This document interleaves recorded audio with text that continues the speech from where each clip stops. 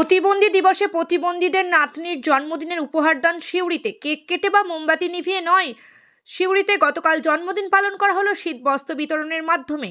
গতকাল মহান বিপ্লবী ক্ষুদিরাম বসুর জন্মদিন, আবারও বিশ্ব প্রতিবন্ধী দিবস।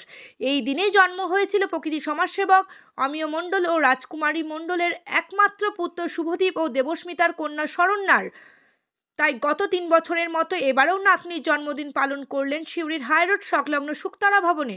প্রদীপ প্রজ্বলন করে কম্বল বিতরণ করলেন সিউড়ির পৌরপিতা উজ্জ্বল চট্টোপাধ্যায়। এরপরে বিপ্লবী ক্ষুদিরাম বসুকে মাল্যদান করলেন প্রণবানন্দ সেবা মিশনের শীর্ষ সেবক পূজ্যপাত স্বামী চরণানন্দ ওরফে বাবলু মহারাজ। জেলার বিভিন্ন প্রান্তে ২ শতাধিক প্রতিবন্ধী শিশু ও মানুষকে কম্বল, সোয়েটার ও ব্যাগ বিতরণ করা হলো।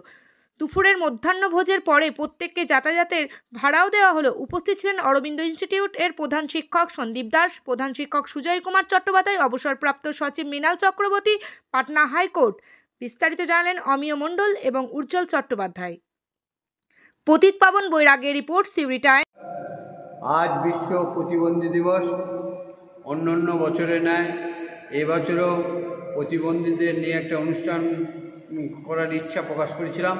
সেই ইচ্ছার জন্যে এবছরও প্রায় ১৩৫ জন প্রতিবন্ধীকে কম্বল এবং সোয়েটার দেওয়া হবে। এবং আমার নাতনি শরণ্যা মণ্ডলের ৪র্থতম জন্মদিন, আর ওই উদ্দেশ্যেই এবং দুপুরে খাওয়া দাওয়ার ব্যবস্থা করা আছে এবং যাতায়াতেরও খরচ বহন করব। এবছরের ন্যায় আগামী দিনেও যেন এইভাবে করতে পারি, তার জন্যে সকলকে আমি আন্তরিক অভিনন্দন এবং ভালোবাসা জানাচ্ছি। মোট কতজনকে কম্বল দেওয়া হচ্ছে? ১৩৫ জনকে।